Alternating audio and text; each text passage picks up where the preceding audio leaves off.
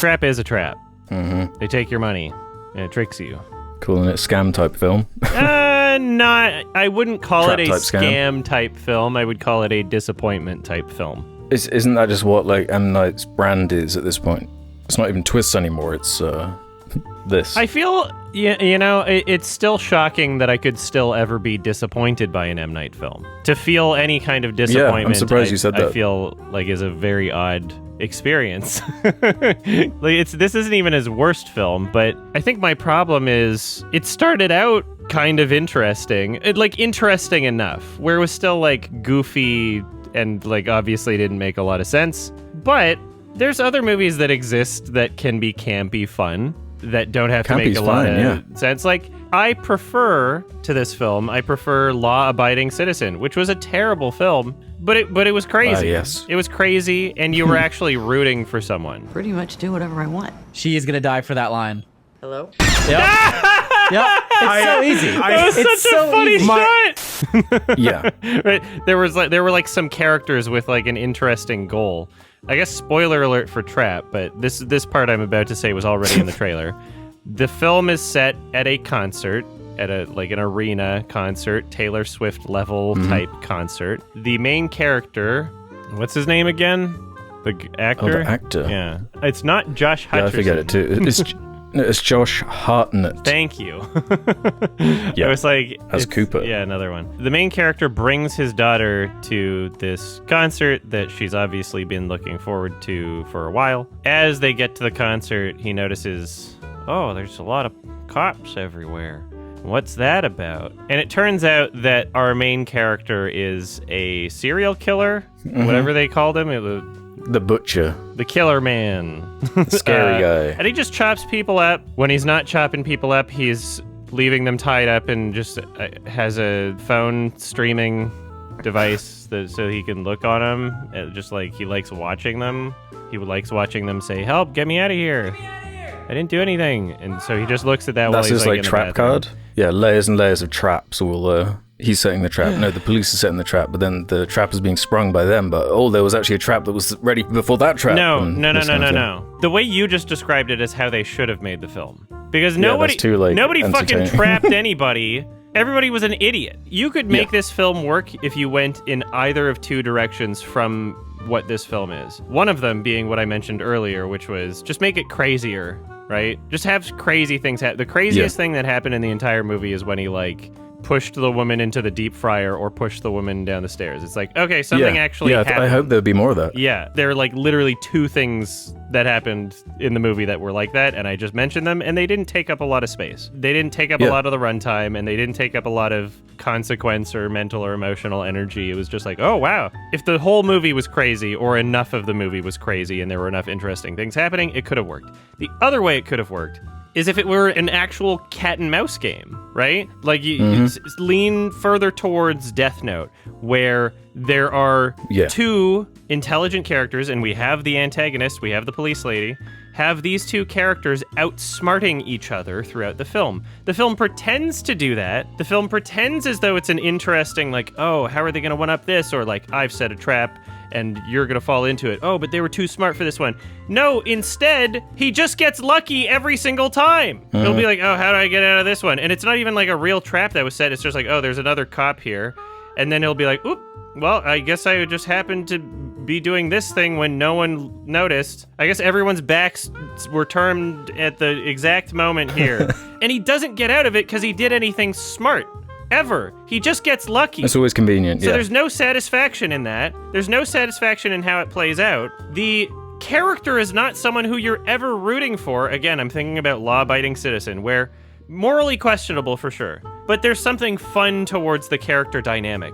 There's a motivation that the character has, right? It's like a revenge thing. This guy is just a killer. Yeah. You don't like him. You don't care if he's gonna get caught. I never cared if he was gonna get caught. And so this film is riding on this fake sense of tension where it's like, oh, you hope he doesn't get caught. And so many scenes where the music is implying this, the way that the film is structured and paced is implying this. Actually, you know what? I think it was further back where we were. Oh, is he gonna get caught?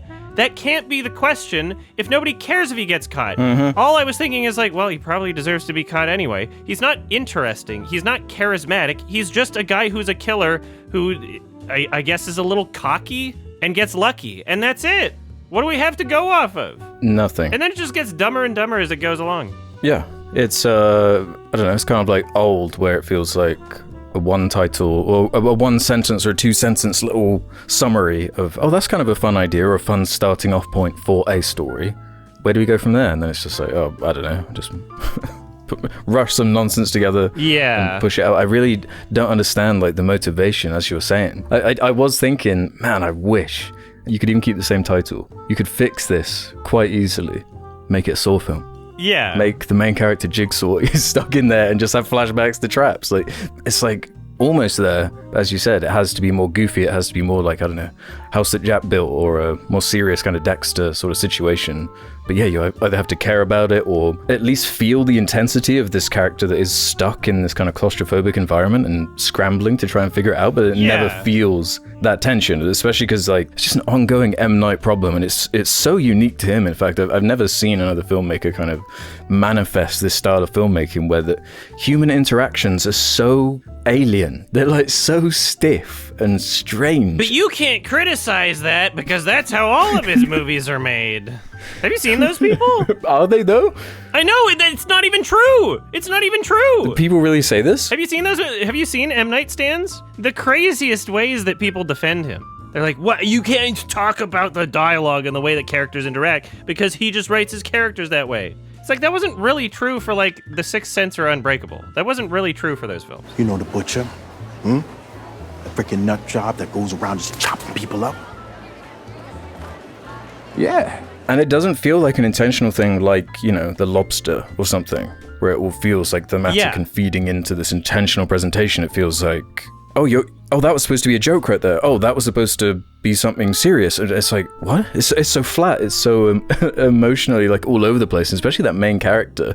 I feel like this might have been what would have happened with something like Split if it had a lead with less kind of talent than James McAvoy. Where are we going with this character? Is he...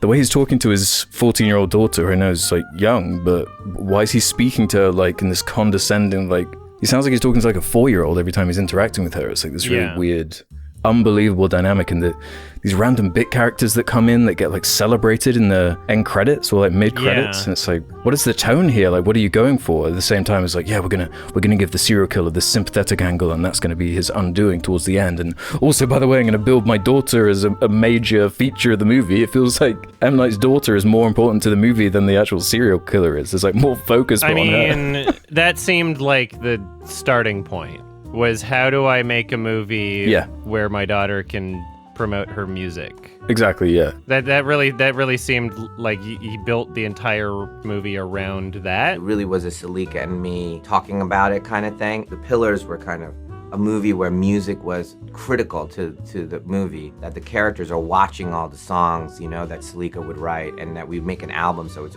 a different form of a movie. I do think that there is some level of self-awareness to the way that the characters that are in his films are kind of like goofy, but he's just not hitting the tone correctly. He's missing the mark in such a way where it's still confusing because it's not hitting it successfully. It's like, oh, you are trying to have weird characters, but it's not like he doesn't know how to do it in the same way that, like, I don't know, Wes Anderson would. He doesn't know how to do it in the same way that, like, any number of directors like Yorgos Lanthimos would. And they all have their own unique way of doing it. But for them, it's so much more consistent and it's so much more clear what they're going for. And in those films, it doesn't really feel like it's clashing with other tones that the film is presenting. Sure, there's juxtaposition in tones in something like a Yorgos Lanthimos film. But in M. Night's movies, it really feels like it just takes like these extreme emotions that are conflicting, that are not done well regardless. So like when you have this exact same problem in something like The Happening, right? Just going to talk in a very positive manner, giving off good vibes. We're just here to use the bathroom. It's just absolutely jarring. It makes it confusing what type of movie it's trying to be. And that problem exists to varying degrees in every one of M. Night's films in the past, I don't know, how many years has it been since he started getting really I would say sketch? since it kind of started with The Village, I guess. Debatably, 2004, so 20 years ago. Did you ever watch his fucking "Oh my God, there's a banging at the door" movie? Oh my God, there's a bang at the door! Knock at the Cabin? Oh yeah, I think we covered it on the podcast. Isn't that forgettable? That was like the most forgettable movie he's ever made. Yeah, that one was also. But I feel like there was I think after the string of The Happening, The Last Bender, After Earth, that trilogy, there was like a notable scale shrinkage after that point. He came back with Split in 2016, which, still had James McAvoy on the cover, but it was mostly a bottle movie, like in a warehouse from memory. Like Old is mostly on a beach, Knock on the Cabin is mostly just in a cabin, and Trap is mostly in an arena. Yeah, and The Visit's just a shitty found footage movie. Yeah, and it seems like that's how, because the question that always comes up is why, how does he keep making these? And it's because they're so cheap, I guess, and they make loads of money because they have these funny, easy to sell concepts that work well for advertising. Yeah, well, I mean, after the fucking triple whammy of films in a row, The Happening, The Last Airbender, and After Earth, if anybody remembers, by the time he hit After Earth, they were hiding him from the marketing. Like, no name on the poster. This is Will Smith and Jaden Smith, okay? Nobody else was involved in this. Like, he directed the movie. But God, it's actually a quad, because we missed out Lady in the Water, like before that, so it's 4 in a row. Lady in the Water was when a lot of people started thinking it was bad, but it still had, like, mixed reviews. Whereas, like, the triple whammy of The Happening, Last Airbender, After Earth, like, those were all bombs. And they were all huge bombs. And so he was kind of forced to do micro budget films after that point. And for a lot of people, they really worked. For a lot of people, you can just, have a dumb, terrible found footage movie with a little bit of cringe rapping in it, and that really works for them. And so, if you only have to make back a couple $1 million and it's like enough people like it, then that's a success. So part of the reason I was actually like a little excited for this movie, mostly just hoping that it would be as funny as like The Last Airbender or After Earth or something, is because it was pretty obvious that this is the first time he's been given this much money since then. Warner Brothers definitely gave him a budget. He shot it on 35 millimeter. There's tons of extras in this movie. And even though it is like a bottle movie in a sense, it's clear that like they actually gave him money this time, which just seems crazy, but he's had enough successful films in a row. Like a lot of people saw Old. Like it made money. I wonder if Knock at the Cabin even made money. Because nobody talks about it. It's like absolutely forgettable. I bet you it did. But I bet you it made money. Because unfortunately it doesn't say a budget for Trap on anywhere I can find. I know, isn't that annoying? Because that would be interesting. I like that information. But it's already past like 50 million or 45 million gross, so like if it was a reasonable budget, they could make a pretty penny on that. So I have no idea. That seems like the business model he has to work under, because I mean, I don't know about you, but I've even though the scale is bigger than some of his recent projects, I feel like he really struggles with the sense of scale. It's supposed to be like 20,000 person stadium, and to me it never once felt like that. You can almost see the lines of like where the real audience was, and it like turns into a CG crowd or whatever. Yeah, I get that, but it's still, I mean, I was still impressed that there were so many extras in it anyway.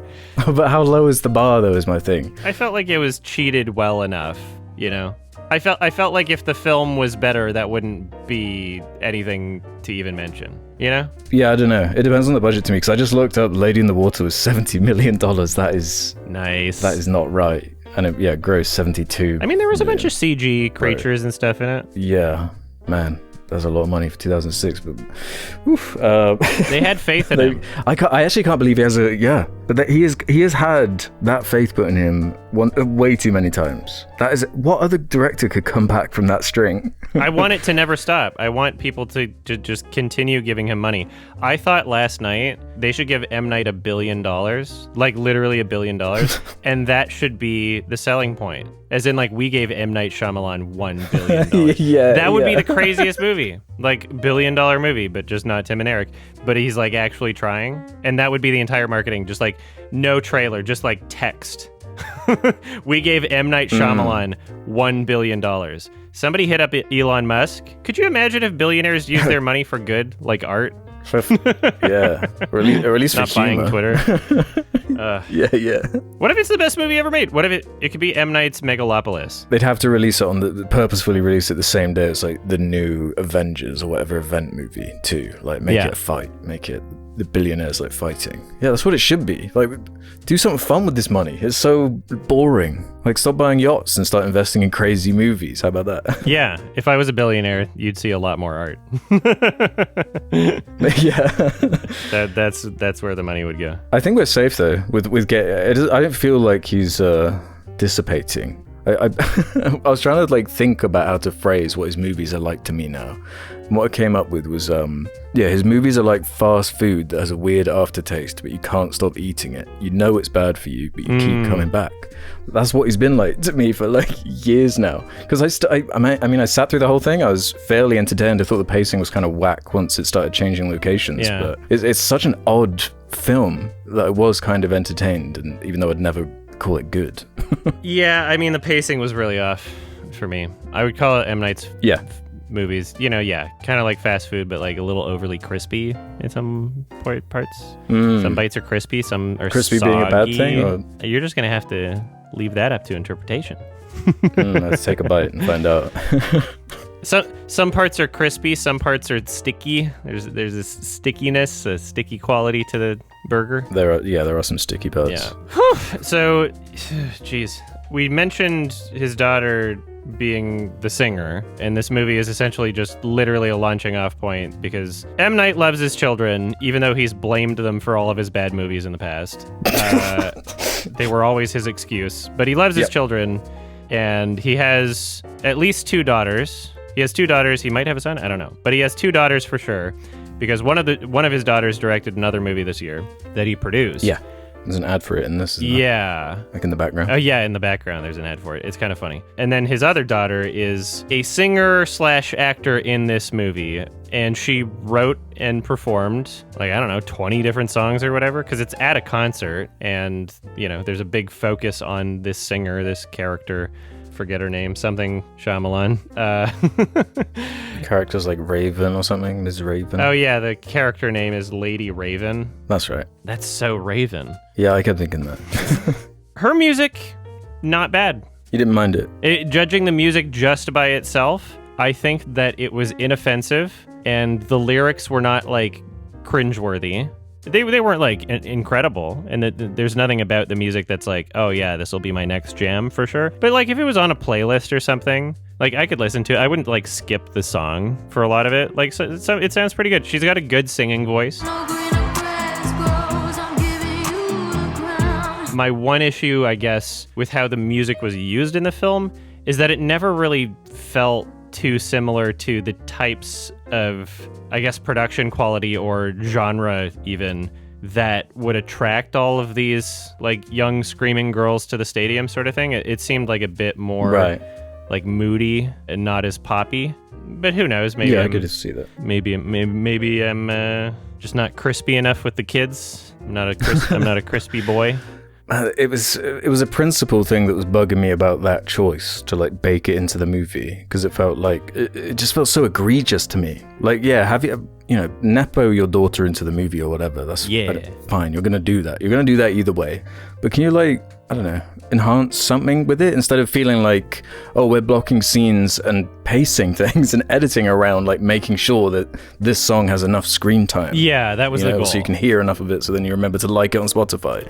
It's like, yeah, you're not there with like the intensity of the character, and it's not enhancing that. And that was really distracting to me. Everything else was secondary. Yeah. I mean, the music was, like you said, it wasn't an afterthought to the movie. So it was sort of the first thing that we did before even starting shooting the movie. So as soon as he finished the script, I started writing the songs. And every song had to kind of be curated specifically for the scene and kind of have 2 functions. I wanted the album, which will come out with the movie on August 2nd, to function like if you listen to it as a pop album that, holds its own. You would enjoy it. And then, building her into the whole final act as well and having her be a character beyond. It just gets so insane, so ridiculous, and the dialogue is so badly written and performed. Like it's like laughable. And I'm just kind of there by the time you're at that 3rd act in the house. I'm just kind of like, let's just see how stupid this can get. How many times the story can just make up these crazy excuses for the next insane thing and like want it to happen, you know? Yeah. It's pretty poor. From the beginning, he goes to a concert. The daughter's like, damn, this is gonna be so crispy. And he's like, what's crispy? She's like, it's all the kids are saying it. So what does crispy mean? It means something is good. Use it in a sentence. Dude, your house is crispy. It's crispy. Everybody says it. Is that a reference to an actual... No, he fucking made it up. There's no Gen Z or Gen Alpha that says crispy. Nobody says that. Well, there is now. Well, we're millennials that are now saying crispy, and so now it's just sad. True, yeah. Yeah. Post-irony. Yeah. Then he's like, why, what was all the cops doing here? And then he goes to the merch table, and a lovely character is like, I'm not supposed to tell you this, but this is a trap for the butcher. You know the butcher? He's been like killing people all the time. They can't get him. Well, they knew he was going to be at this concert. So the cops are going to check everyone before they leave at the concert, but also try to arrest people maybe in the concert that fit specific profiles of the potential suspects. And they're checking everybody. And so Josh, it's not Hutcherson. What was it again? Hartnett. Why don't I ever remember who the fuck this guy is? What else has he been in again? Because like, what is it? What do you associate him with? I associate him with just like, what's it called? 50 Days of Night or something? Or oh, God. 30 Days of Night? Yeah, God. wow. That's a long time That's like ago. all I can think of. Lucky Number 11. Oh, He's in God. Black Hawk Down, supposedly. Yeah, all of these ancient things. He's in The Bear for one episode. He was in Oppenheimer, supposedly. He's not someone I have like a really positive or negative association with. Exactly. He's never like stood out in a way that would make me remember him in any way. Like you could tell me that him and like other people are just the same guy, and I never knew. And Exactly. Yeah, he's kind of generic. Yeah. Yeah. So obviously with the concept of this film, a lot of questions are raised. Like, okay, how the hell is any of that gonna work? So he gets on his phone and he's like in the bathroom, like, oh, it's so nice being a killer. This guy over here is trapped in one of my traps. He's just tied up. He could be deleting evidence from his phone, but he doesn't. He continues. He continues having the live stream.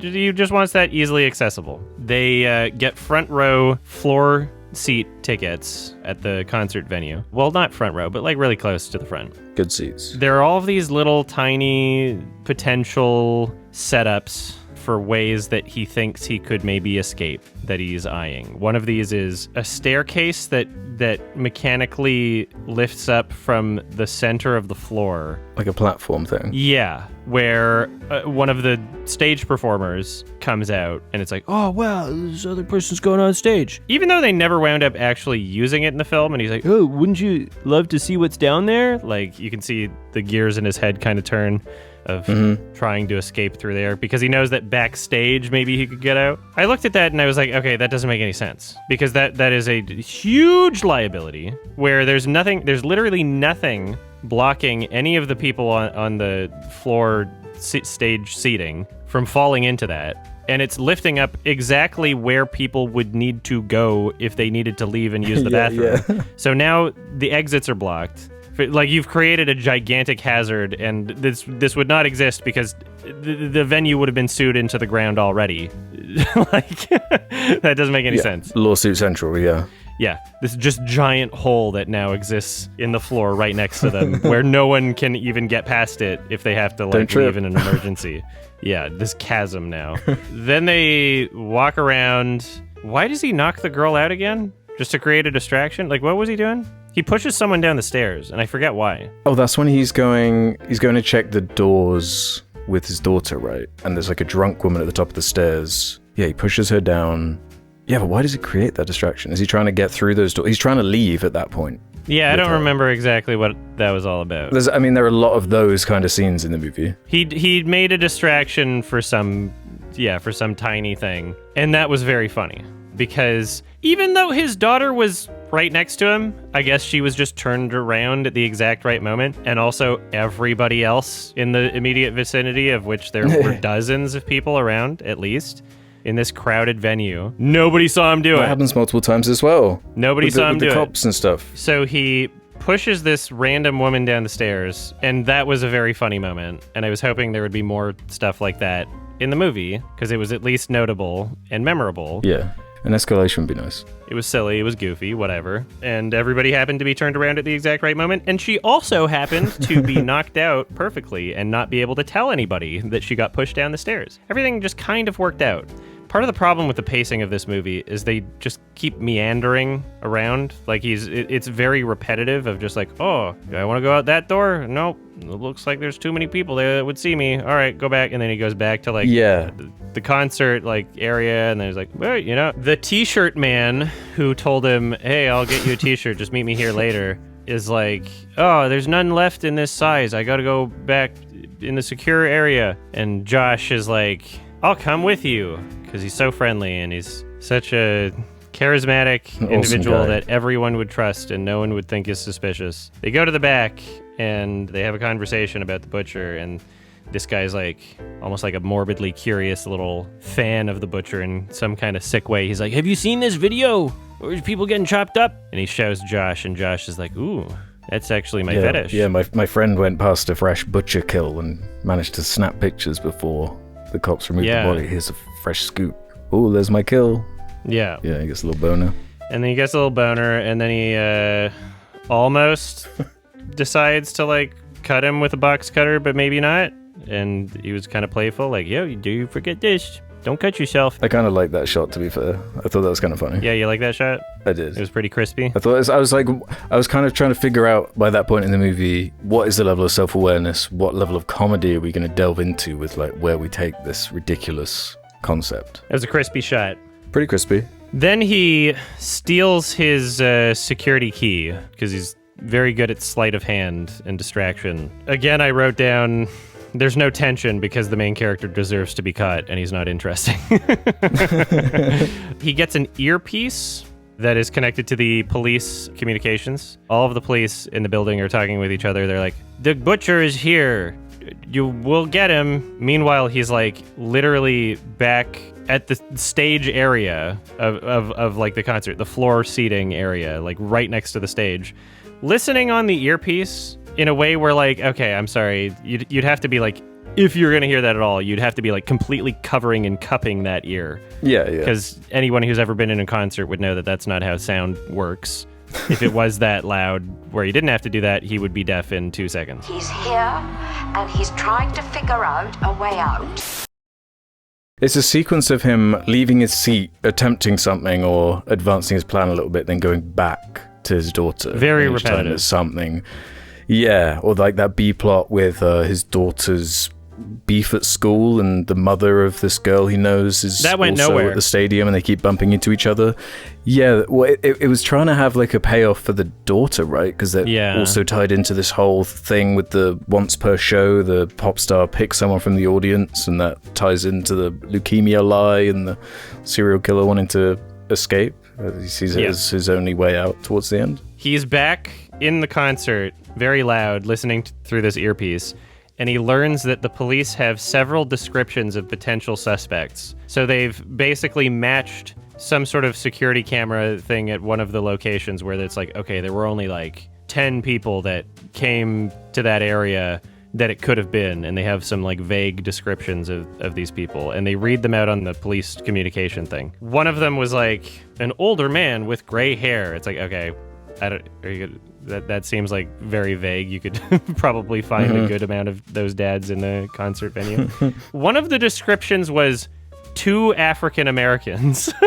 2 African American males above average height. One of the potential suspects is 2 people. Okay. Yeah, how did they narrow that down? Because they also established that there are 2,000 odd men there. Yeah. And that the suspect's obviously a man, so it's not a very good plan. How does having gray hair narrow that down? Yeah. And then at some point they're like, well, okay, if we don't get him by the time the concert gets out, then we're going to make sure we stop and question every single adult man. Only women and children get out. There was a point where like he was looking at the fire alarm, and this L Erides policewoman who's pulling all the strings and is apparently just so good at catching criminals, even though she never does anything smart the entire movie. She's saying, he's going to try and create a distraction at some point. He could be pulling a fire alarm, probably. And if he does that, only let women and children leave. It's like, what? He's going to make a bomb call to police or set off a fire alarm.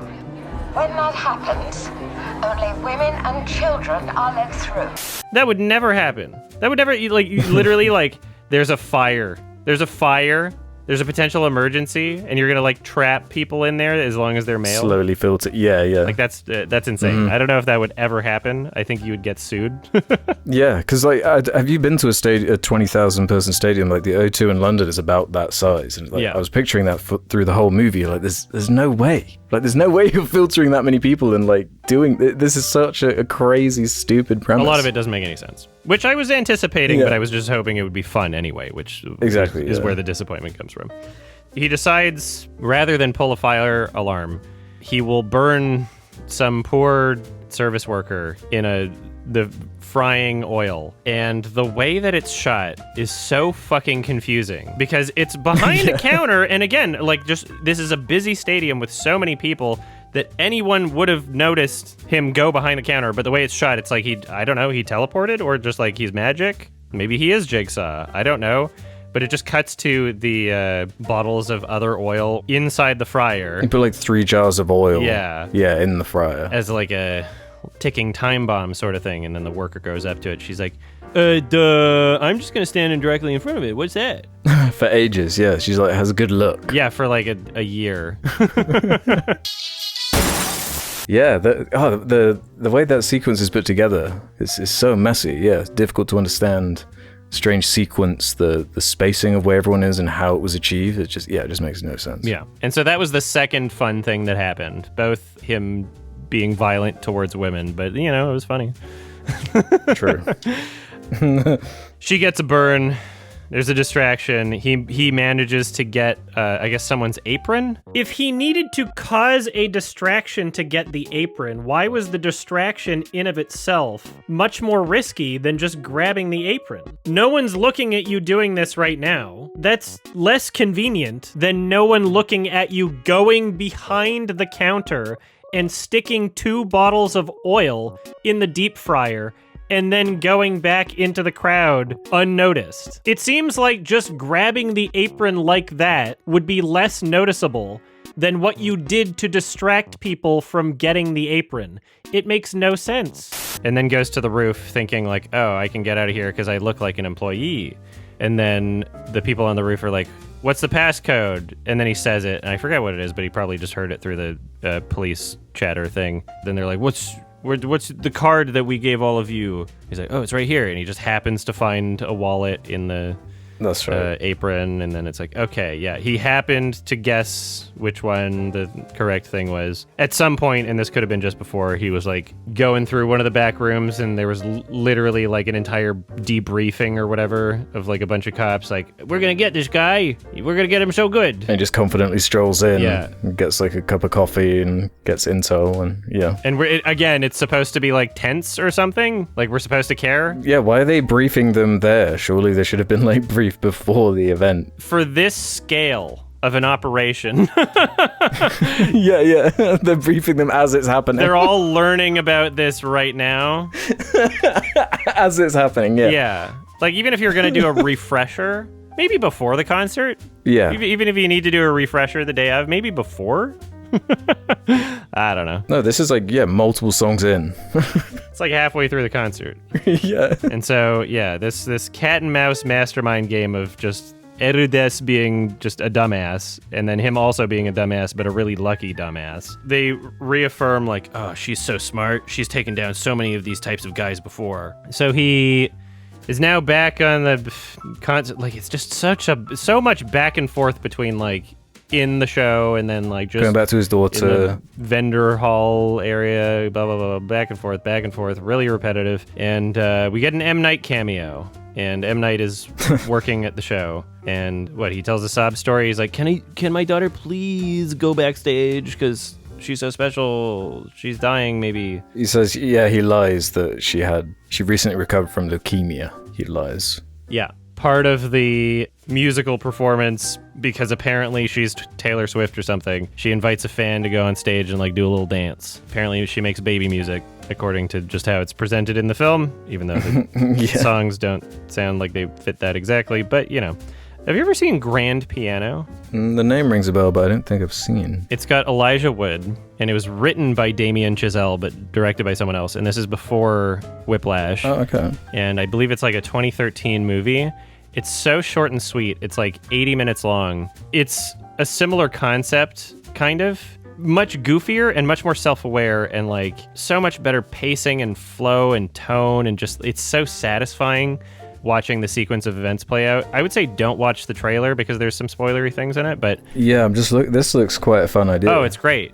Yeah, the concept is Elijah Wood plays like a concert pianist who's like doing his comeback show or something after some embarrassing thing, and there's a sniper and the sniper leaves him like clues and notes and like eventually also an earpiece, and he's like, if you play a wrong note, you die.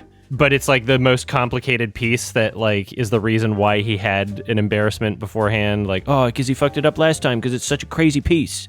And then so right, it's so much fun. I love Grand Piano. I would recommend that movie. That's cheesy, campy fun done right. You make me think of like Phone Booth as well. Like it's a piano booth type film. All right, Dreamer Girl. She goes up on stage. There's like some collapsing girls near the stage, because they're all just so excited and dehydrated and stupid. Yeah, they need that to happen, don't they? For what Cooper does. So that he looks like such a great guy. Yeah. He's really leaning into that. I guess it's that writing kind of trope of the sociopath serial killer guy who is really nice to everybody and everyone loves him instantly, and he's just so charming and nice. Which could be kind of interesting if it was like written well, but it's, yeah, everyone the first second they meet him, they're saying, oh my god, you know what, dude, you're such a great guy. Has anyone ever told you how nice of a dude you are? It's like a nice guy. Genuinely on that level. Well, thank you. So yeah, during the M. Night cameo, and also during this scene where he's like backstage and she's doing the Dreamer Girl thing, or about to, one of my pet peeves is audio mixing, in terms of like a lot of the times it's just how it's shot or written. Where it's like, okay, you're at a loud concert venue. You shouldn't be able to just have like a normal conversation. You should be yelling, right? Right. And then meanwhile, he can hear conversations that are taking place like 30 feet away from backstage. Like there's the other performer who's concerned about like whole milk. Like, it has to be whole milk. It's like, okay, I guess you can hear all of that from 30 feet away at this loud concert? All right. Lactate milk, not whole milk. You won't stop until I doo-doo on myself now, will you? Will you? A Stanford MBA named Roy Raymond wants to buy his wife some lingerie, but he's too embarrassed to shop for it in a department store. Weird. That was a weird cameo too from Kid Cudi. Oh, that was Kid Cudi? Yeah. I had no idea. He was good in X, but like it was a really weird little character and performance here that, again, didn't really work for me. In my notes at this point, I was writing how it was getting boring. I was a little exhausted. It's just repetitive. Like going through it like this really highlights just how that first section is just the same thing again and again. And this is like halfway through the movie, and yeah, all we've described is just like he runs back and forth and gets lucky and nothing happens really. I guess it's supposed to be elevating in tension for this whole time, but it stays pretty much at the same level. Yeah. Exactly. There's no like actual buildup. It's back to square one, even though nothing's happened really. Yeah. He gets backstage with the singer at the end, and they're like, oh, such a big fan. Your daughter's so sweet. And then M. Night's daughter, the singer, Lady Raven, is now not just singing, but also acting. And she doesn't do a very good job. No. I mentioned how her music's good. Nothing wrong with her music. Great singing voice. Keep at it. Acting, not so much. I'm going to talk to your dad for a second. BRB. In fact, very bad. In fact, very noticeably, distractingly bad. Extremely bad. In a movie where the performances already aren't great, you're standing out as probably the worst actor in the entire film, and now you're getting a lot more screen time, and she's kind of being made to be like a very important role. She's the heart of it, yeah. Like, she's gonna save the day now. Yeah, she's like the empathy. So, Josh... Fuck, I forget his name again! Hartnett. I keep wanting to say Hutcherson. Heart in a net, yeah. Oh, yeah. Kevin Hart, caught in the net. just call him Kevin Hart. It's easier. Yeah, okay. The butcher, his now final plan, because he decides like, okay, well, I'm gonna get searched when I get out of here unless I do something crazy. So he literally gets the singer alone. He gets Lady Raven alone, and is like, look at my phone. I'm the killer. And this random guy that you've never met before, he's got a family probably, and he's probably nice actually. I've got a carbon monoxide button on my phone, and I press the button, he goes bye-bye. And even though it's not like a painful death, he dies. And you don't want that on your conscience. On your hands. Because you're such a good person. And obviously, you know, like this mega pop star has just such a heart for other people and is probably not like a narcissist or sociopath.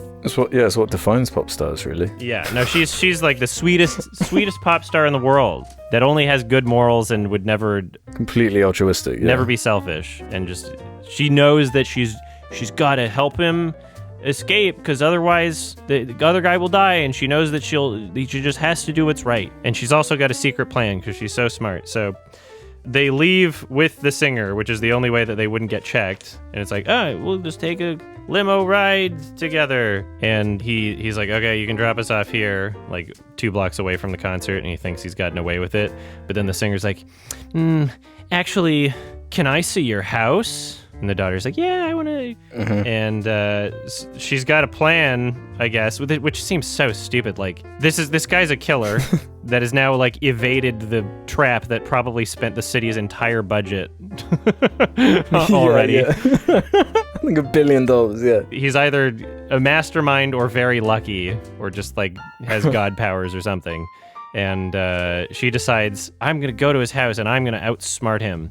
She doesn't know what his house is like. She doesn't know what any of the shit that's going on is like, but she's confident enough that she can save the day. She goes home, she meets the family who is not aware that he is the killer, and she plays another song on the piano for them. So she gets to show what it's like, you know, like, oh, I'm actually playing the piano and my singing voice. Stripped back and not a concert. This is like real personal show that we're given here. Where did she go? Where did she go? Where did she go?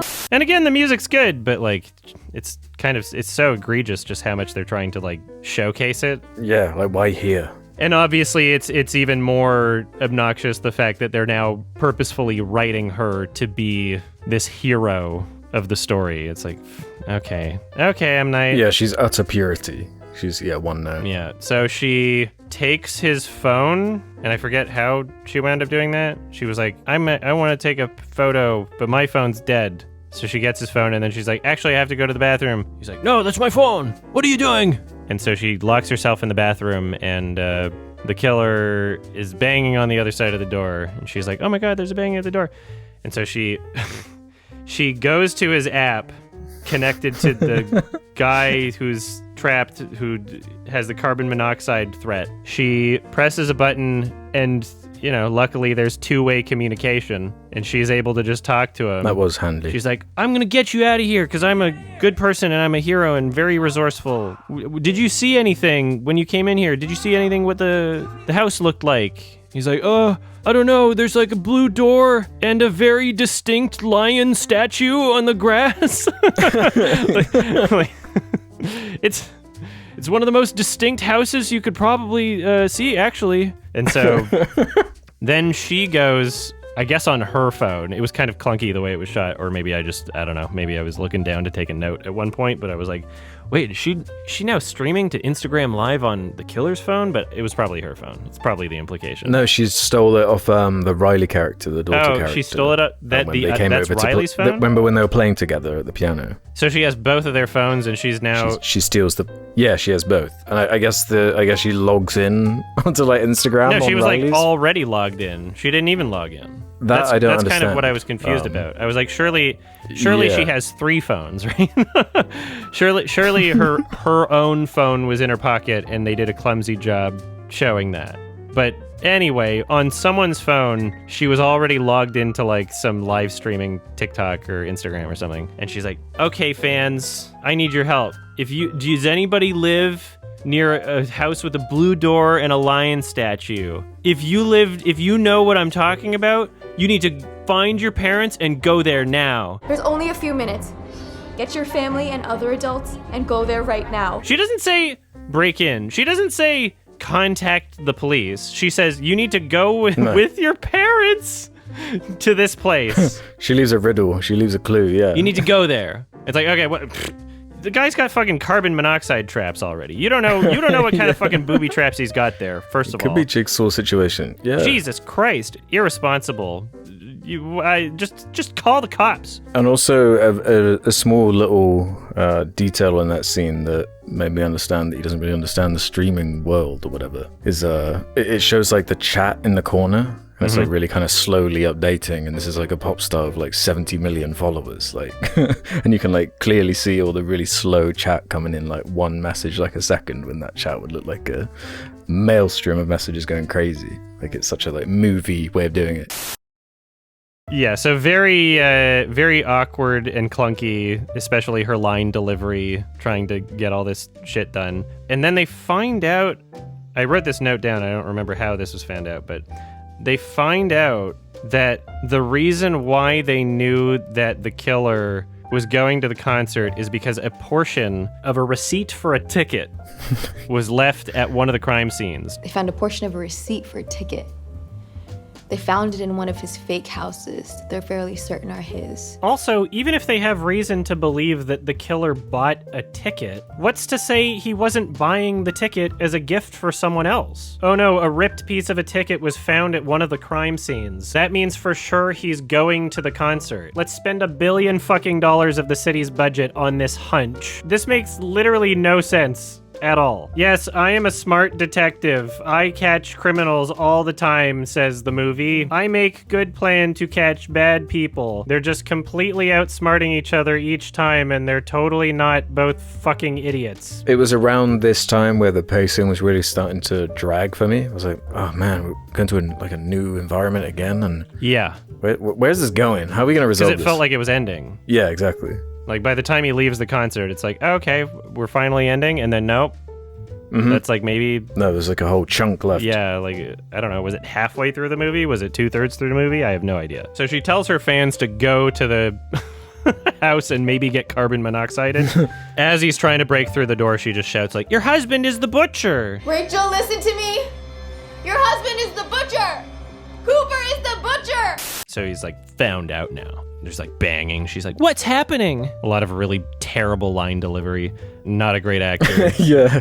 Huge missed opportunity, you know, of like the potential horror of like a woman trapped in a room and all you're hearing what's going on the other side. That's all left to your imagination. That would be like a cool scene, right? Like in your mind, in your imagination. Not the way it plays out here though. No. It's more confusing than anything. Butcher now breaks into the bathroom. The rest of the family is missing, nowhere to be found. He trapped them in a room. The character who was on the other end of the trap, who was about to get carbon monoxided, he notices on his phone that he's freed. He's like, how'd you do that? And it's been like a minute. Like, so within the span of a minute, her crazy fans, I guess because they're all just hyped up on fucking crispy energy drink or some shit. Yeah. Her crazy fans have not only broken into the house that she just said to go to. She didn't say break in, but somebody broke in. So children and some parents broke in and freed a guy. And they're already like out and safe within the span of a minute with no instructions. She didn't even say that there was like a danger or someone trapped there or anything, but they saved the day somehow. And you'd assume the place was locked, so I don't know if they like just smashed through a window. I don't know what the hell happened. You're putting too much thought into it. That's too much thought. No. Yep. That's more than M. Night put in. So he winds up escaping through a tunnel in his house that leads to the neighbor's yard. And even though all the cops had surrounded his house, they didn't properly secure the area at all. The Lady Raven's about to leave in the limo, but then Josh disguises himself as a police officer and then like taps on the window. He's like, I've got it from here. I'm actually going to drive the limo. And the limo driver's like, okay. And then it turns out now Josh is driving the limo because he was so smart and not just lucky because he's outsmarted them. Oh God. Oh my god, I'm glad I wrote this down because this is one of the cringiest fucking things about the movie. Before she started playing the piano earlier, she was like, actually, not only is it because there was a ripped concert ticket, but also the police person that is really good at catching people, she was saying that he probably had mommy issues, and she was like getting through to him. She's like, he's probably had a sad relationship with his mom where she didn't think very good things of him, and he's like, stop it. He's like, clearly she's getting to him. He was a man who had a scarring relationship with his mother. She was probably the first person to sense he was different. What a stressful day you must have had. You must be tired. Now they're like in a car together, and she starts role-playing as his mom. There's a way to be a good boy, Cooper. There's a way to turn yourself good. And they have a role-play therapy conversation where she tries to get through to him, which is like the cringiest fucking thing in the world. First of all, that she's like so confident enough about the fact that she can do this, and just she psychoanalyzed him so well with the help of Erides. But also this dumb fucking tropey nonsense insistence where every single movie that has a killer, like a serial killer, they try to justify it in some way. They're like, oh, it's because there was an issue at home.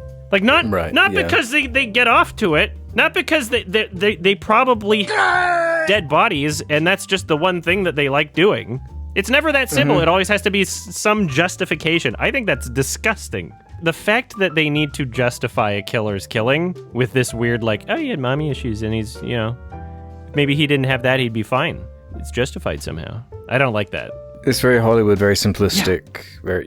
Then they're driving, and they're like, for some reason, he decides to go through downtown, where there's like a lot of people like swarming the vehicle. A huge crowd. Yeah, and oh my god, it's Lady Raven in the back seat, because she manages to, even though she's handcuffed to just a random like pole in the limo, like a handlebar, like it's a handicap accessible like bathroom pole. Yeah, that is what it looked like, huh? That's just in the limo. She's handcuffed to that, but she barely manages to roll down the window. And they're like, oh my god, it's Lady Raven. She's in the back of a limo. And at this moment, if she was trying to get their attention, she'd probably scream or do something or make it clear that she's in danger. But instead she says, help me. Oh shit, it's Lady Raven! Help me! Like in the softest fucking voice possible. Help me! Like it's insane. Like that was maybe the worst part of the entire performance. Is like, okay, you really needed to show some emotion here, please. Help me! Like, oh, you're too shy to ask for help, right? Help me. Some fear, yeah. Help me. Help me! Like, fucking scream! Jesus Christ, your life is in danger, right? Oh my god. She's fine being kidnapped, actually. She's okay with it. She's chill with it. She's a superstar. She's fine. She's crispy She's with it. She's a good person. So yeah, she lightly jiggles the giant handle off of the inside of the limo as she's cuffed to it. She's very strong, or that was just very weak. Then the limo gets surrounded by officers, and then he escapes somehow, but I don't even know how. There's conveniently like a bag of civilian clothes that like is on the passenger seat next to him. So I guess he changes and then slips out and gets away. Because they don't know how to properly secure any perimeter throughout the entire film. He's sneaking around like Hitman. Just surround an area, just like changing costumes, and don't let people walk past you. They kept getting him, and then they just kept letting him get away. Everyone has to be inept or a weird inhuman robot for any of this to happen or make sense. This is actually the secret. The real twist is it was in a video game, and they're all NPCs. That's how it feels, yeah. Yeah, not scary, not tense.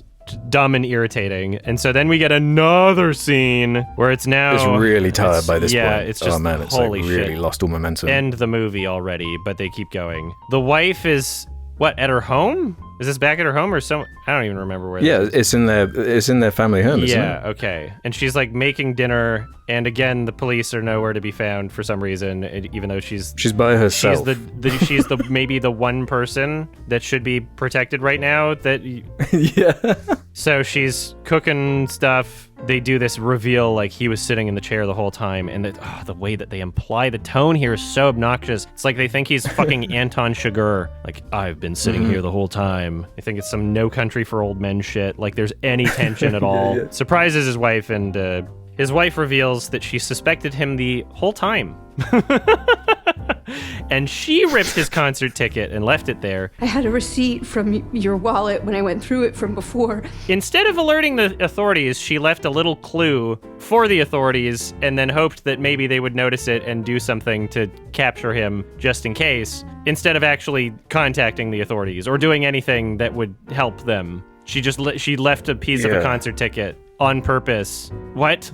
Oh my god. It's like it's written to feel like a reveal or something, and it's presented like it is one, but it doesn't matter. Yeah, you just left scratching your head like, what's the consequence of this? So we've done all of this just to get here? Like, oh my god, like I don't care at this point. Yeah. By this point, I could feel the collective exhaustion from like the 10 people in the theater. Yeah. Everybody was just like, really?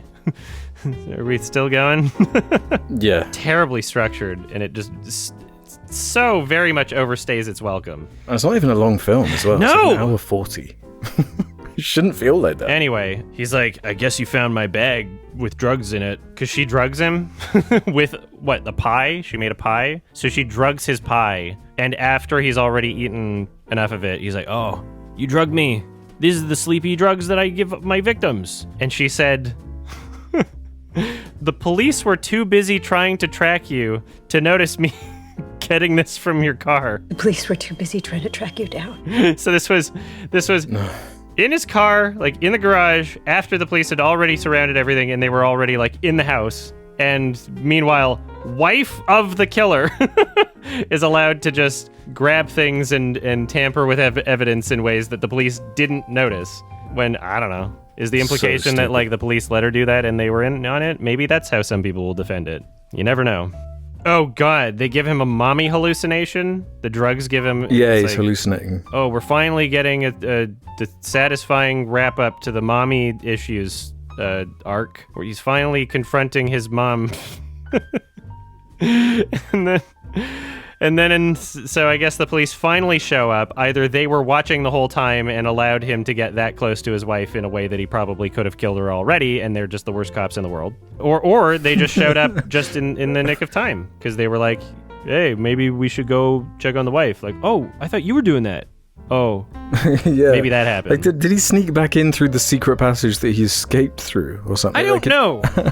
Maybe he had another secret passage that led to another neighbor's yard. I wouldn't put it past him. He's got tunnels everywhere. True. He's got plans on plans. Yeah. So then the movie was finally funny again for a brief moment, where two officers tase him, but he still gets the upper hand and gouges one of their eyes out. Like, he's so strong, he's so powerful. Is like, I guess in the Unbreakable universe, the only taser that actually works on him is the one from Erudes, the female police officer who's the head honcho. That's just so smart, even though she was stupid the entire movie. Mm-hmm. So they are now arresting him finally, I guess, and he says, please give me a second, as they're leaving. And they let him kneel over to this bike that's just on the ground. Because, like, I guess all of them know, like, oh, he's got OCD, let's be nice. Or something. Don't let him do anything. Yeah, he needs to because he's got OCD. Like, obviously. This isn't even like, oh, Adam, not everybody's that smart. There's different, This is like the most incompetence from any police department, law enforcement agency ever, consistently throughout the entire film. And that's the only reason why anything in the film happens, is because they're all fucking stupid. That's like the justification. It's not an innocent until proven guilty thing. He's a serial killer. He's like killed 7+ people. Like, what? Book him. Why are you? Yeah. Get him to the station. And so there's I guess kind of like a wider shot where he like slowly tilts up the bike. And then we find out when he's in the back of the fucking van. Ooh, when he did that, he actually stole a spoke off of the wheel of the bike and ripped it off without anyone noticing. I guess. And he starts laughing. Without anybody noticing around him. They're all looking, they're not only all there this time, they're all looking directly at him. They're not looking anywhere else. But he stole a spoke. He's just good at sleight of hand. He's a magician. He's a fucking magician. Yeah. That's what they should have done. He's just such a good guy. They just kind of trusted him. They just thought, he's such a good guy. Like, yeah, they should have had the magician backstory flashback. That would have made more sense. Like, legit. Why not? We'll get that in Trap 2. They should do Trap 2, Now You See Me 3, same film. Like, they could do Trapped Like a prequel or something? Yeah, like that angry white people band. Trapped. Obviously, because the movie's so fucking repetitive in one note, even before that reveal, we're just expecting him to escape out of the back of the SWAT van for no reason, because nothing's ever properly justified anyway. So he might as well just fucking teleport. Yeah, who cares at that point? It's like, Yeah. okay, so what? You can just keep doing this, Yeah. the same cycle forever. He got an entire spoke without anyone noticing. And why was he alone in the van as well? They're tired. It's been a long day. True, it must have been a hard day for them. Yeah. So yeah, and that's the end of the movie. Yeah, cut to black. It is one of the most insanely, infuriatingly stupid movies. What is this supposed to be saying or like going for? Like what's the part that's like propping this up outside of the funny concept that's got us to see it? How about we just have anything that justifies this film's existence at all? Yeah. Like, what is it offering? It reminded me of other films that did better things better than this movie. I would rather be watching Death Note. I would rather be watching Law Abiding Citizen. I would rather be watching a Yorgos Lanthimos film if I want to have people talk weird. You know, like, every single thing that it doesn't go crazy enough. It's not smart enough. It's so fucking repetitive, it overstays its welcome, and it's just a vehicle for M. Night's daughter's music, which at that point, you know, just direct a music video for her if you want, you know? Yeah.